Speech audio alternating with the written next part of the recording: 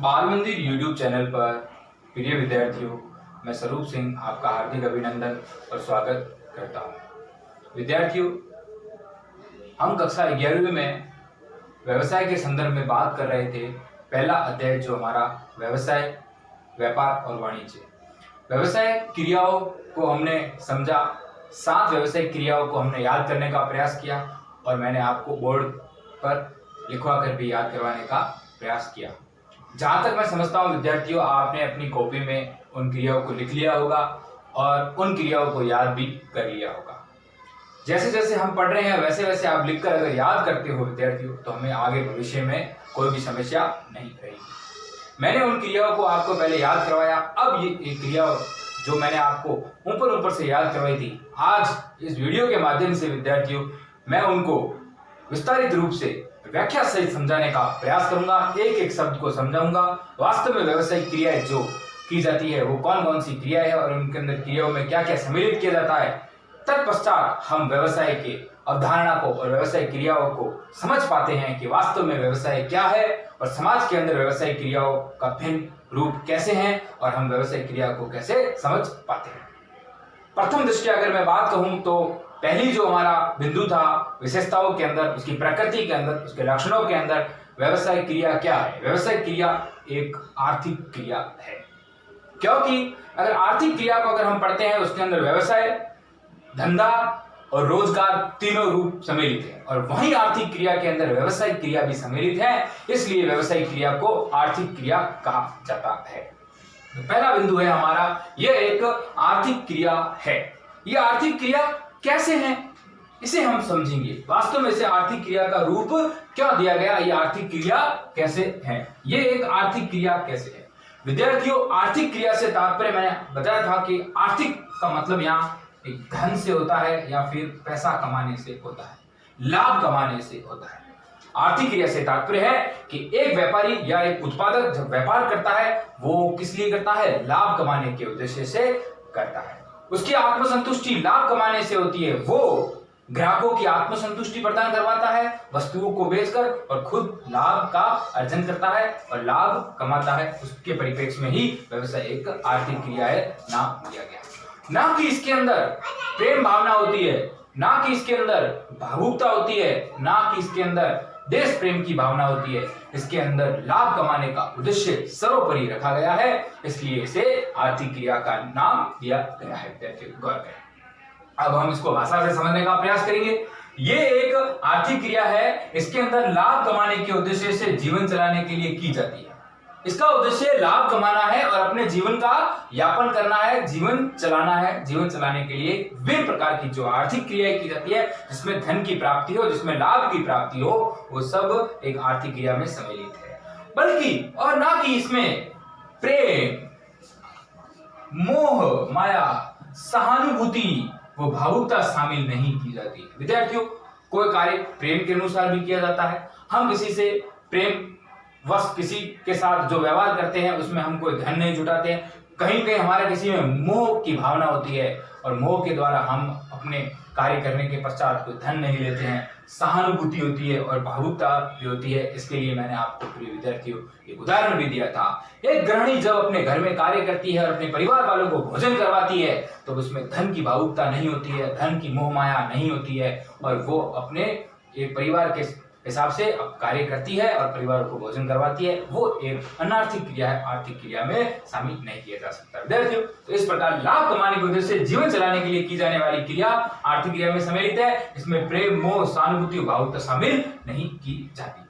अगला बिंदु है मानवीय आवश्यकताओं की संतुष्टि के लिए वस्तुओं और सेवाओं का क्या करना, विक्रय या विनिमय करना। विद्यार्थियों, अगर बात कहूं मैं व्यवसाय के अंदर मानवीय आवश्यकताओं की संतुष्टि के लिए वस्तुओं और सेवाओं का क्या करना है, विक्रय करना है या विनिमय करना है।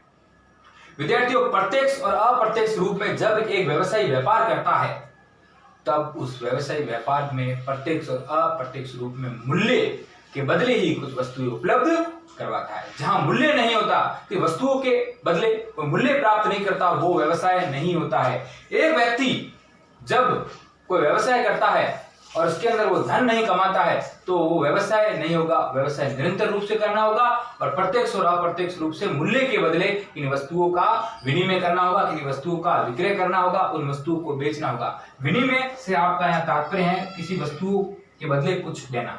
पहले के जमाने में विनिमय चलता था, एक्सचेंज चलता था, यानी कोई किसी को गेहूं दे देता था तो गेहूं के बदले वो किसी को गाय प्रदान की जाती थी। आज का स्तर विनिमय के तौर पर एक्सचेंज की दृष्टि में अगर देखा जाए तो धन से होता है। कोई चीज अपन सामान बेचते, जैसे ये मैंने पेन खरीदा तो जब मैंने ये पेन खरीदा तब मैंने पेन पाया और मैंने इस पेन के उपलक्ष्य में उन्हें पैसे प्रदान किए, धन प्रदान किया और उन्हें कहीं कहीं उस धन से लाभ हुआ, लाभ होकर अपना व्यवसाय चलाया। तो गौर करें, मानवीय आवश्यकताओं की संतुष्टि के लिए वस्तुओं और सेवाओं का क्या होना चाहिए? विक्रय होना चाहिए और विनिमय होना चाहिए। विद्यार्थियों गौर करें तो मूल्य के बदले, इस मूल्य के बदले वस्तुओं और सेवाओं का क्या होगा? हस्तांतरण। ये सब व्यवसाय के अंदर सम्मिलित होता है। मूल्य के बदले वस्तुओं और सेवाओं का हस्तांतरण, वो विनिमय सम्मिलित होता है।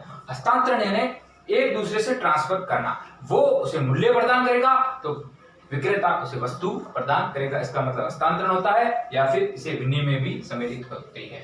यदि उत्पादक द्वारा, कोई भी उत्पादक द्वारा कोई वस्तु का उत्पादन किया जाता है और उत्पादक वो उत्पादन करके उन वस्तुओं का स्वयं उपभोग करता है तो ये व्यवसाय की श्रेणी में नहीं रखा जाएगा। विद्यार्थियों गौर करें, उस वस्तुओं का उत्पादन करने के पश्चात वो वस्तुओं को अगर बेचे और धन कमाए और निरंतर ऐसी प्रक्रिया करता रहे, बेचना भी एक दृष्टि से बेचना उपयोगी नहीं रहेगा, वो निरंतर उन वस्तुओं को बेचता रहे और धन कमाता रहे तो व्यवसाय होगा। गौर करें, यदि उत्पादक द्वारा वस्तुओं का उत्पादन स्वयं के उपभोग के लिए अगर किया जाता है तो ऐसी क्रिया व्यवसायिक क्रिया नहीं होती है। गौर करें, एक उत्पादक जब वस्तुओं का उत्पादन करता है, उत्पादन करते कर वो उस वस्तुओं को स्वयं के उपभोग के लिए उपयोग में ले लेता है तो व्यवसाय नहीं होगा। अगर मैं बात करूं, सरल सा अगर उदाहरण पेश करूं तो आप अगर घर के अंदर विभिन्न प्रकार का अगर भोजन बना रहे हो और वो भोजन अपने स्वयं के उपभोग के लिए कर रहे हो और स्वयं भोजन खा रहे हो तो ये एक व्यवसाय नहीं है। और वही भोजन अगर होटल में या रेस्तरां, जिसे होटल बोला जाता है, होटल के अंदर जो भोजन पक रहा है वो दूसरे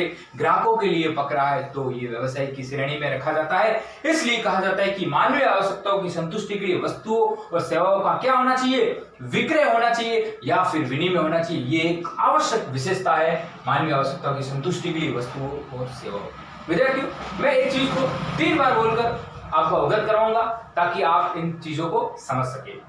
गौर करें तो पहला था कि प्रत्यक्ष और अप्रत्यक्ष रूप से किसी वस्तु के बदले मूल्य को लेना या उन सेवाओं को हस्तांतरण करना या उनका विनिमय करना मानवीय आवश्यकताओं संतुष्टि के लिए वस्तु और सेवाओं का विक्रय या विनिमय के अंदर सम्मिलित है। एक उत्पादक द्वारा किसी वस्तु का उत्पादन स्वयं के उपभोग, उपभोग का मतलब है स्वयं अगर उसका उपयोग करे, उपभोग का मतलब है उसका स्वयं उपयोग करे, इसीलिए उपभोक्ता को उपभोक्ता क्यों कहा गया? क्योंकि वो वस्तुओं का उपभोग करता है खरीदने के पश्चात मूल्य चुकाकर, तो इसलिए उसे उपभोक्ता कहा जाता है। तो वो स्वयं अगर वस्तुओं का उपभोग करता है तो वो एक व्यवसायिक क्रिया नहीं होती है। उदाहरण के तौर पर अगर हम बात करें, एक घर के अंदर परिवार की दृष्टि के अंदर जब परिवार के अंदर एक गृहिणी भोजन पकाती है तो सब भोजन मिलजुल कर खाते हैं, उसके अंदर उसका कोई धन, उसकी कोई मोह माया की दृष्टि नहीं होती है। वो भोजन अपनी सेवा प्रदान और अपने दायित्वों को निभाती है। और वही भोजन जब एक होटल के अंदर पकड़ा होता है तो किसी न किसी उपभोक्ताओं के लिए पकड़ा होता है, ग्राहकों के लिए पकड़ा होता है, तो वहां धन की उपयोगिता होती है। इसलिए इसके अंदर ये विशेषता है कि किसी वस्तु और सेवाओं का विक्रय और विनिमय होना जरूरी है। गौर करें, अब इसको हम पूरा समझेंगे। मानवीय आवश्यकताओं की संतुष्टि के लिए वस्तु और सेवाओं का विक्रय या विनिमय से क्या तात्पर्य है हमारा? गौर करें तो मूल्य के बदले, प्रत्यक्ष और अप्रत्यक्ष मूल्यों के बदले वस्तुओं और सेवाओं का हस्तांतरण, वो विनिमय इसके अंदर सम्मिलित होता है। यदि उत्पादक के द्वारा वस्तुओं का उत्पादन स्वयं के उपभोग के लिए अगर किया जाता है तो ऐसी क्रिया व्यवसायिक क्रिया कभी भी नहीं कहलाएगी। उदाहरण के तौर पर हम बात करें, घर में परिवार के लिए भोजन पकाना व्यवसाय कभी नहीं हो सकता।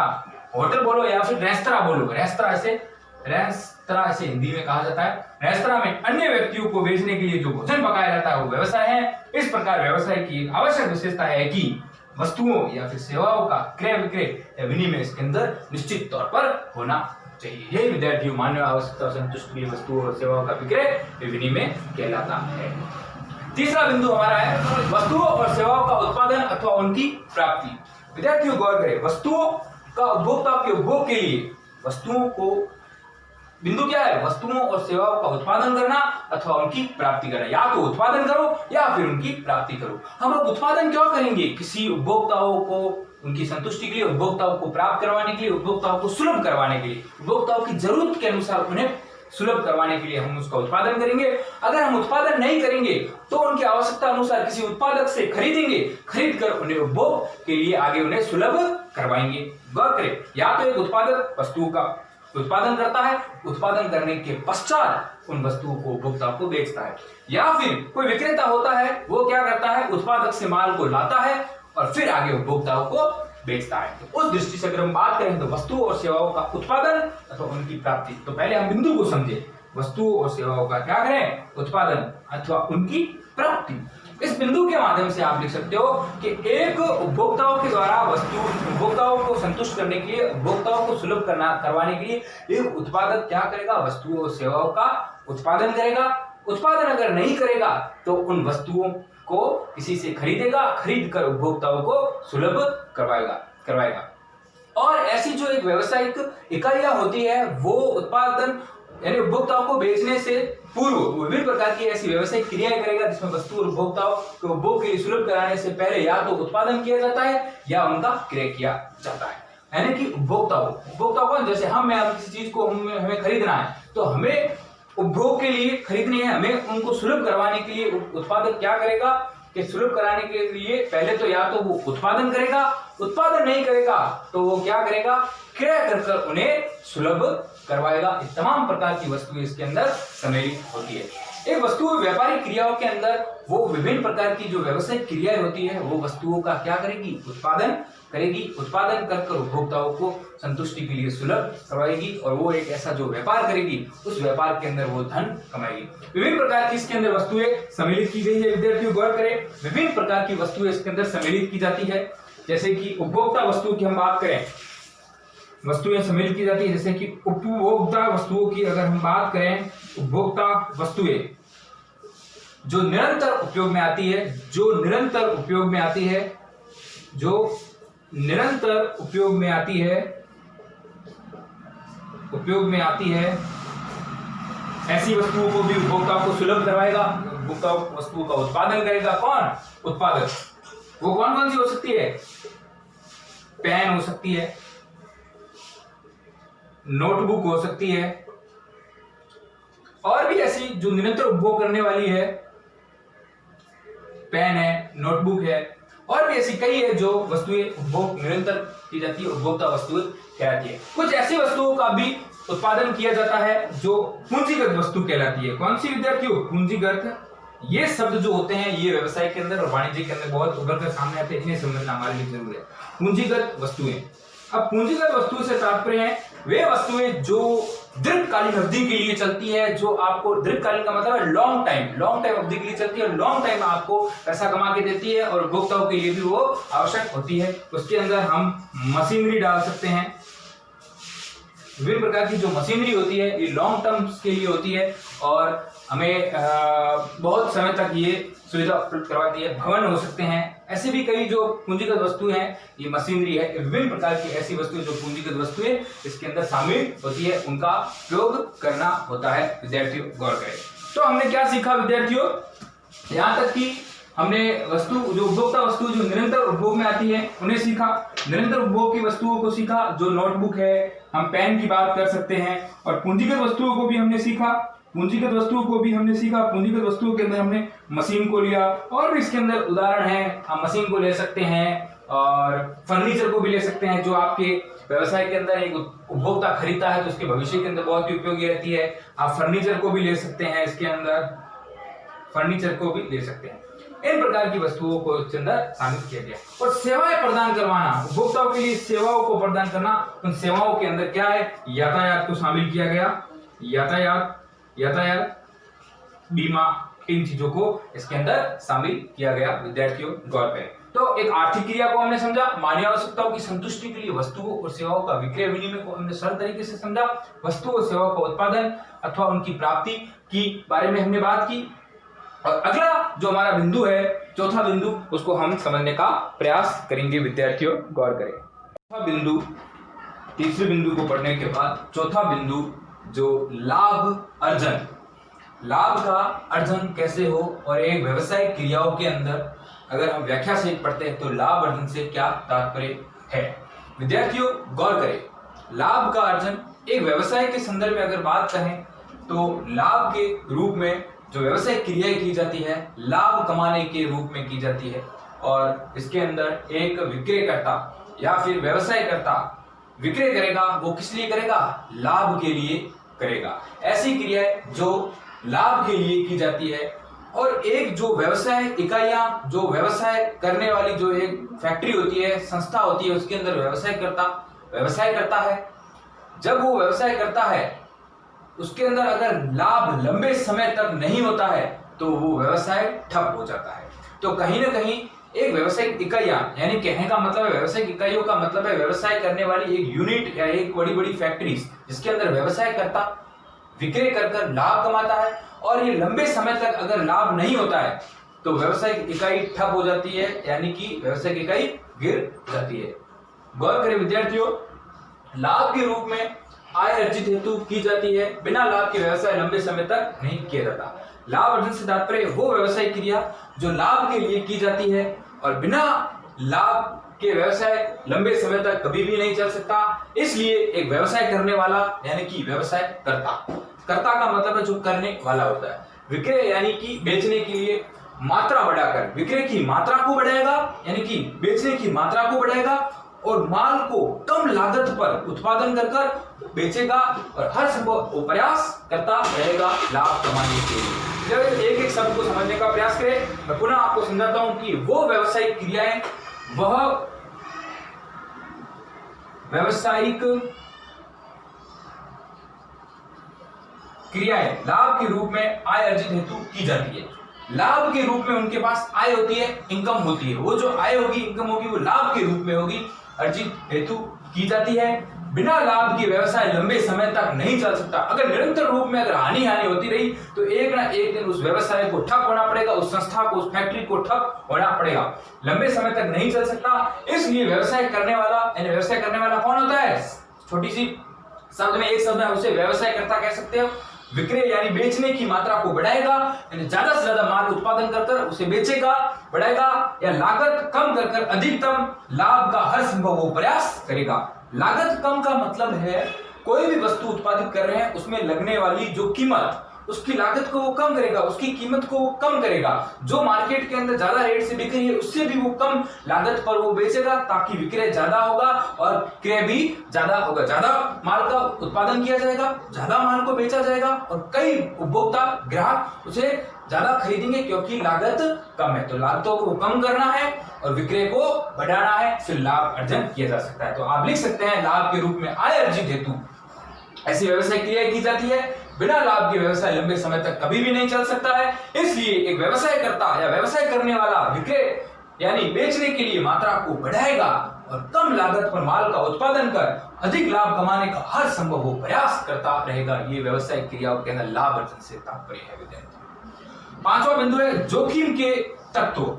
विद्यार्थियों, एक व्यवसाय के अंदर या फिर एक व्यवसाय करने वाला जो व्यवसाय करता होता है या बड़ी बड़ी व्यवसायिक इकाइयां होती है या व्यवसायिक फैक्ट्रियां होती है, उसके अंदर जब जोखिम होता है और जोखिम अनिश्चित होता है, कभी भी आ सकता है, और ये जोखिम जो अनिश्चित होता है ये व्यवसाय को हानि की ओर ले जाता है। अब जोखिम आता कैसे है? जोखिम अवांछित होता है, इसका कोई समय नहीं होता है कब आ जाए। ऐसे घटक, प्रतिकूल घटक मतलब कि जो आपकी परिस्थिति चल रही है उस परिस्थिति के बिल्कुल उल्टा है। आपकी संस्था के अंदर कार्य चल रहा है, आप विभिन्न प्रकार के माल का उत्पादन कर रहे हो और ऐसी परिस्थिति आई कि उस संस्था के अंदर विभिन्न प्रकार के जो कर्मचारी इस संस्था को छोड़ कर जा रहे हैं, तो माल का उत्पादन कौन करेगा? ये ऐसी जो विषम परिस्थितियां बनती है ये जोखिम का निर्धारण करती है, और जोखिम अनिश्चित होता है, और अनिश्चित जो जोखिम होता है इसकी कोई निश्चितता नहीं होती है, वो आपकी संस्था को या व्यावसायिक इकाइयों को हानि की ओर ले जाता है। ये अवांछित घटनाएं घटित हो जाती है। जैसे कि अगर मैं सरल तौर पर बात कहूं तो आज के समय में जो कोविड-19 ये कोरोना वायरस जो पूरे विश्व के अंदर फैला, ये एक अनिश्चित घटना थी जो एकदम घटित हुई। इसमें तमाम प्रकार की सरकारों को भी घाटा हुआ, यहाँ तक कि बड़े बड़े बिजनेसमैन, दहाड़ी करने वाले छोटे छोटे मजदूर, वो भी सब इससे ग्रस्त होकर और बहुत ही बड़ी हानि में चले गए। ये भी एक प्रकार का एक जोखिम है जिसका किसी को भी पता नहीं था, एकदम जोखिम आया और भारत सरकार ने 22 मार्च के लगभग पूरे भारत के अंदर लॉकडाउन की स्थिति बना दी। अब लॉकडाउन अगर होगा तो वो घर से बाहर जाकर कैसे पैसे कमा पाएगा, संस्थाएं कैसे चल पाएगी। कई प्रकार के कर्मचारी जो संस्था के अंदर कार्य कर रहे थे वो अपने घरों की ओर लौट गए। ये भी एक बहुत बड़ा जोखिम होता है। तो जोखिम के और कई लक्षण होते हैं, तो कोविड का एक बहुत ही अच्छा उदाहरण है इस जोखिम को समझने के लिए। तो जोखिम कैसा होता है? अनिश्चित होता है, जो व्यवसाय को हानि की ओर ले जाता है। कैसा होता है? ये एक अनिश्चित जोखिम होता है जिसकी कोई निश्चितता नहीं होती कि कितनी हानि होगी, क्या होगा। अब इस कोविड ने कितनी हानि पहुंचाई किसी को पता नहीं चला कि जहां तक अभी ये कोविड चल रहा है तो तमाम प्रकार की विद्यालय बंद, फैक्ट्रीज बंद और भी कई छोटी मोटी किरानों की दुकान बंद, होलसेल दुकानें बंद, मंडियां बंद। तो कितनों को जोखिम हुआ उसकी आप तुलना नहीं कर सकते। एक अनिश्चित जोखिम है जो व्यवसाय को क्या हार जाता है, हानि की ओर ले जाता है, जिसका कारण प्रतिकूल अथवा बिना चाहे, कोई भी नहीं चाहता ऐसी, ये अवांछित होता है। यहाँ अवांछित से तात्पर्य है बिना चाही गई कोई भी ऐसी परिस्थिति, ऐसे जो घटक जो जोखिम पैदा करते हैं। जोखिम का संबंध व्यवसायिक घटनाओं से है। अब हमारे जो हम क्या पढ़ रहे हैं व्यवसाय, और व्यवसाय के अंदर जोखिम किस प्रकार से आता है वो एक व्यवसाय घटनाओं से है जो इस प्रकार है। हम जो कौन कौन सी घटना है उसे हम पढ़ेंगे। उपभोक्ताओं की पसंद और फैशन में परिवर्तन। एक उपभोक्ता पहले कीपैड वाले मोबाइल को यूज करता था, जो ही एंड्रॉइड फोन है तो उपभोक्ताओं की पसंद बदल गई और वो कंपनियां बर्बाद हो गई। जिस प्रकार उपभोक्ताओं की पसंद बदलती है, उपभोक्ताओं का फैशन बदलता है, तो धीरे धीरे वो संस्थाएं बर्बाद होने लग जाती है, उनके पास जोखिम आ जाता है। तो उपभोक्ताओं की पसंद सबसे बड़ा कारगर होती है इस जोखिम के अंदर। और जो जो स्थितियां बदल रही है और समाज बदल रहा है, व्यवसायिक परिवर्तन आ रहे हैं और उस प्रकार उपभोक्ताओं के फैशनों में भी परिवर्तन आ रहे हैं। पहले कोई भी व्यक्ति नॉर्मली फॉर्मल पैंट पहनता था, अब वो जींस पर आ गया है, तो उन पैंटों का दौर चला गया, उन पैंट्स का दौर चला गया। जब ये फॉर्मल पैंट्स दौर चला कर एक जींस आई सामने, तो लोगों का क्रय करने की क्षमता जींस की ओर बढ़ी। तो ये भी एक फैशन है और फैशन के परिवर्तन से वो एक जोखिम आया और उनको कहीं ना कहीं हानि हुई। कार्यस्थल पर हड़ताल होना। एक बड़ी फैक्ट्री चल रही है और वहां कर्मचारी कार्य कर रहे हैं और वो अपनी सैलरी से या और भी विभिन्न कारणों से अगर संतुष्ट नहीं है तो वहां वो कार्यस्थल पर, कार्यस्थल का मतलब है जहां वो कार्य कर रहे हैं, एक फैक्ट्री के अंदर कार्य कर रहे हैं, कोई एक संस्था के अंदर कार्य कर रहे हैं, उन्होंने क्या कर दी, हड़ताल कर दी, तो वहां का कार्य रुक गया। ये भी एक प्रकार का जोखिम है। तालाबंदी। और आपने कहीं ना कहीं देखा होगा कि कर्मचारियों को अगर वेतन उपलब्ध सही ढंग से नहीं हो पाए तो वो क्या करते हैं, यूनियन बनाकर साथ आकर उसका ताला डाल देते हैं। अब तालाबंदी हो जाएगी, ताला लग जाएगा तो कार्य नहीं होगा, कार्य नहीं होगा तो हानि होगी। जो उपभोक्ताओं को रुचि के अनुसार उनको माल पहुंचाना है, उनकी आत्मसंतुष्टि के लिए जो हमने उपभोक्ता से पैसे ले लिए हैं, अब उनको माल उस समय के दौरान पहुंचाना ही होगा। अगर तालाबंदी होगी तो हम कैसे वो काम कर पाएंगे। तो तालाबंदी भी एक जोखिम का कारण है। बाजार की प्रतिस्पर्धा। आज आपने देखा होगा कि एक ही लाइन के अंदर कितनी प्रकार की दुकानें लगी हुई होती है और आप बड़ी बड़ी सिटीज में जाओगे तो एक गली के अंदर विभिन्न प्रकार के 10 से 15 मॉल होंगे और ये बाजार का एक कंपटीशन चलता है, प्रतिस्पर्धा चलती है। और कुछ कुछ जगह जैसे आप जाते हो तो वहां बाहर दुकानदार खड़े होकर बुलाते हैं, इधर की तरफ आए, इस दुकान फ्री में ले जाए, एक के ऊपर दो, दो के ऊपर तीन। ये मार्केटिंग होती है और ऐसी मार्केटिंग की जाती है, प्रतिस्पर्धा होती है और प्रतिस्पर्धा से भी जोखिम के तत्व बनते हैं। आग लगना। अगर एक संस्था के अंदर आग लग जाती है तो कहीं ना कहीं नुकसान होता है, इसलिए हम जब आग लगती है और ये चोरी होती है तो फिर हम क्या करवाते हैं, उस संस्था के अंदर बीमा करवाते हैं जो व्यवसाय की सहायक क्रिया होती है और हम इस बीमे को भी आगे पढ़ेंगे। दुर्घटनाएं, ऐसी कोई घटनाएं घटित हो जाए। और प्राकृतिक आपदा। और ये जो प्राकृतिक आपदा, जो नेचुरल आपदा जो ईश्वर के द्वारा प्रदान होती है, नेचुरल आपदा, इसके अंदर बाढ़ भी आ सकती है और भी कई कारण। और जैसे कि यहाँ अपन क्या आई, कोरोना आई, ये एक विश्व महामारी जो कोविड-19 के तहत कहलाई।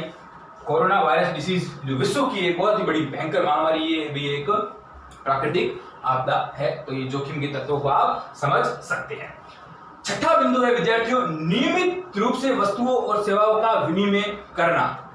एक जब व्यवसाय एक व्यक्ति करता है या फिर एक व्यवसायिक इकाइयों के अंदर एक विनियोगकर्ता व्यवसाय करता है तो उसे नियमित रूप से वस्तुओं और सेवाओं का व्यवसाय करना होगा, क्रय विक्रय करना होगा। उसे एक बार क्रय विक्रय साधारणतः व्यवसाय कभी भी नहीं कहलाता है। जैसे कि अगर मैं उदाहरण दूं, नियमित रूप से वस्तुओं और सेवाओं का क्या करना, विनिमय करना और निरंतर रूप से उनका व्यवसाय करना, क्रय करना, विक्रय करना, विक्रय करना, क्रय करना, तो व्यवसाय करेगा।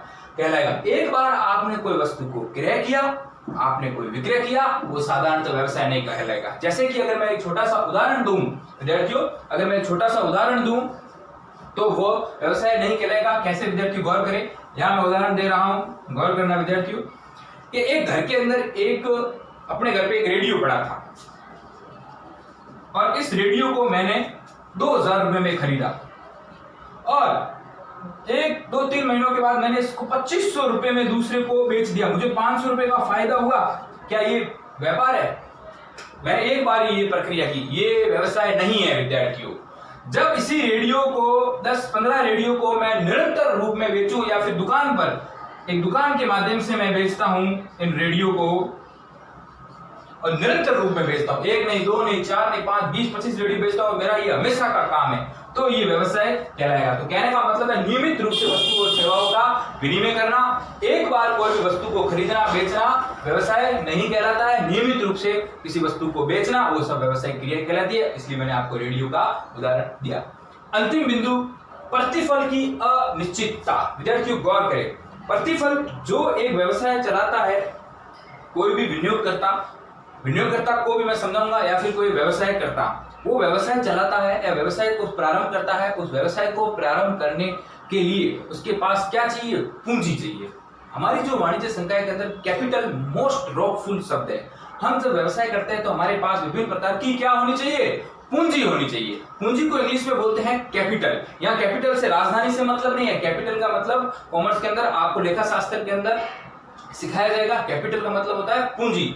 और जब पूंजी अपने पास होती है, भूमि होती है, भवन होता है, भूमि का मतलब लैंड और भवन का मतलब आप बिल्डिंग्स होती है, तो फिर हमें वो एक व्यवसाय इंसान कर पाता है। अब जब वो व्यवसाय इस प्रकार से करेगा तो प्रतिफल की अनिश्चितता। तो एक गौर करें विद्यार्थियों, एक जब विक्रय करता या व्यवसाय करता या विनियोग करता, जब भी व्यवसाय प्रारंभ करेगा और व्यवसाय प्रारंभ करने के लिए उसके पास पूंजी होनी चाहिए। पूंजी के बिना वो व्यवसाय नहीं कर पाएगा। अब वो व्यवसाय करेगा पूंजी लगाकर, तो फिर वो विनियोग भी करेगा, इन्वेस्टमेंट करेगा और क्या करेगा? प्रतिफल कमाएगा, यानी कि धन कमाएगा। अब धन अनिश्चित होता है, जरूरी नहीं है कि उसने पूंजी लगाई है अब उसे लाभ भी होगा, हानि भी हो सकती है। विद्यार्थियों गौर करें। अब गौर करें विद्यार्थियों, कई बार अक्सर हमने देखा होगा कि हम कई गांवों में जाते हैं तो कोई मोबाइल खरीद कर लाता है और कहता है, वो सिर्फ मोबाइल मिले, वो गेम खेलने के लिए लाए और कहता है कि मैंने आज 10,000 का विनियोग कर दिया, इन्वेस्टमेंट कर दिया। 10,000 का विनियोग तो कहीं के उन्हें नाम नहीं आता है, इन्वेस्टमेंट बोलते हैं। आम भाषा में इन्वेस्टमेंट का उन्हें मतलब नहीं पता होता है। मैंने 10,000 का इन्वेस्टमेंट कर दिया। विद्यार्थियों इन्वेस्टमेंट का मतलब वो गलत है। अगर वो मोबाइल का उपयोग किसी बिजनेस में कर रहा है और पैसे कमा रहा है तो वो इन्वेस्टमेंट है। इन्वेस्टमेंट का मतलब होता है, गौर करें, इन्वेस्टमेंट, इसे हिंदी में विनियोग बोलते हैं। क्या बोलते हैं? विनियोग। विनियोग से तात्पर्य है जब हम पैसा किसी ऐसी जगह लगाए और वहां से हमें वो वापस क्या मिले? धन प्राप्त हो। जैसे कि मैंने कोई फैक्ट्री खोली, अब उस फैक्ट्री में मैंने इन्वेस्टमेंट किया और इन्वेस्टमेंट कर मैंने कोई पेन्स की फैक्ट्री खोली। अब मैं पेन का उत्पादन करके इन पेन को जब बेचता हूँ, ये जब मुझे ये मार्कर है, मार्कर को बेचता हूँ और मार्कर के अनुसार मुझे वापस वहां पैसे मिलते हैं, तो वो मेरा विनियोग है। ये ऐसी कोई बात नहीं है कि मैं इसको यहाँ खरीद के लेकर आया और मैंने इसको घर पे लाके रख दिया, ये विनियोग नहीं है। इन्वेस्ट, ये मेरा खर्चा है जो डेली रूटीन के लाइफ में होता है। विनियोग का मतलब है आप पैसा लगाओ और पैसा लगाकर वापस उससे धन कमाओ। तो गौर करें, प्रतिफल की अनिश्चितता से मतलब है निश्चित समय में होने वाले लाभ की क्या होती है? इसके अंदर अस्थिरता होती है। प्रतिफल अनिश्चितता। आपको जो किसी चीज को बेचने से जो वापस पैसे मिलेंगे, प्रतिफल मिलेगा, उसका फल मिलेगा। प्रति का मतलब है वापस आपने किसी चीज बेची और उसके दौरान वापस ऑपोजिट यानी उसका विलोम आपको कुछ पैसा मिला, वो अनिश्चित है। आप निश्चित समय में होने वाले लाभ की अस्थिरता रहती है। एक व्यवसाय के अंदर कितना लाभ होगा कितना नहीं होगा इसकी अनिश्चितता रहती है। व्यवसाय संचालन के हेतु कोई भी पूंजी के विनियोग की आवश्यकता रहती है। पूंजी को क्या करना पड़ेगा? देखो यहाँ क्या लिखा हुआ है, पूंजी यानी पैसा, उसके विनियोग की आवश्यकता रहती है। यहाँ विनियोग से तात्पर्य ये है कि विद्यार्थियों, जब हम पैसा लगाएंगे किसी व्यवसाय के अंदर तो हमें वापस पैसा धन मिलना चाहिए। की आवश्यकता रहती है। व्यवसाय से विनियोजित पूंजी पर लाभ कमाने की आशा तो होती ही है। जब हम व्यवसाय के अंदर विनियोजित पूंजी लगाते हैं तो हमें यार क्या आशा होती है? लाभ कमाने की आशा तो होती है, लेकिन ये निश्चित नहीं होता कि लाभ कितना होगा। कोई भी व्यवसाय करता, कोई भी विक्रेता, कोई भी विनियोग कंपनी को चलाने वाला या विनियोग इकाइयों को चलाने वाला वो विनियोजित पूंजी लगाता है। विनियोजित पूंजी लगाकर लाभ कमाने की आशा रखता है, मगर ये निश्चित नहीं होता कि वो लाभ कितना होगा, बल्कि सतत प्रयास, लगातार प्रयास करने के बाद अगर हानि भी हो रही है तो एक ना एक दिन लाभ जरूर होगा और लाभों पर वो संस्था कार्य करेगी। तो यही था प्रतिफल की अनिश्चितता, यानी कह सकते हैं कि निश्चित समय में होने वाले लाभ की अस्थिरता रहती है। व्यवसाय के संचालन हेतु हमें किसकी आवश्यकता रहती है? पूंजी की आवश्यकता रहती है। पूंजी हम विनियोजित करते हैं किसी संस्था को चलाने के लिए, और विनियोजित पूंजी से हम ये आस करते हैं कि हम कहीं ना कहीं धन कमाएंगे विद्यार्थी। नो डाउट, अगर हम धन कमाएंगे विद्यार्थियों तो क्या होगा कि ये स्थिरता रहती है कि लेकिन हमारी इच्छा तो ये रहती है कि हम धन कमाएं, मगर कहीं ना कहीं हमें हानि हो जाती है। मगर एक संस्था को चलाने वाला व्यवसायकर्ता अगर निश्चित तौर पर सतत प्रयास करता रहे तो वो धन जरूर कमा सकता है। यही एक व्यवसाय क्रिया है। तो हमने 7 बिंदुओं को पढ़ा: लाभ अर्जन, जोखिम के तत्व, बाजार की प्रतिस्पर्धा, नियमित रूप से वस्तुओं और सेवाओं का विनिमय, प्रतिफल की अनिश्चितता, अनिश्चित क्रियाएं, मानवीय आवश्यकताओं की संतुष्टि, तो वस्तुओं का विक्रय और प्राप्ति और उत्पादन, इन सबको हमने पढ़ने के बाद विद्यार्थियों हम व्यवसाय की क्रियाओं को आराम से समझ पाएंगे और लिख पाएंगे। जहां तक विद्यार्थियों मैं समझता हूं कि आपने ये कॉपी में भी लिख लिया होगा, इन वीडियो को देखकर आपने कॉपी में लिखे। मैंने एक एक शब्द को, एक एक चीज को, जैसे कि अवांछित यानी बिना चाहे, कई चीजों को मैंने खोल व्यवसाय करता है, व्यवसाय करने वाला, विक्रय यानी कि बेचने वाला, विनियोग के तात्पर्य को भी समझाया, पूंजी को भी समझाया, ऐसे कई शब्दों को आपके सामने रखा। विद्यार्थियों निरंतर जब प्रयास करोगे तो आप व्यवसाय अध्ययन विषय के अंदर निपुण हो जाओगे। ये सब करवाने के बाद मैं इसकी प्रश्नोत्तरी भी करवाऊंगा, किस प्रकार आपको लिखना है ऐसे मैं सवाल भी करवाऊंगा विद्यार्थियों। यहाँ तक हम व्यवसाय क्रियाओं को व्याख्या सही समझने में निपुण हुए। विद्यार्थियों गौर करें। धन्यवाद विद्यार्थियों, इसे अपनी कॉपी में लिखने का प्रयास करें।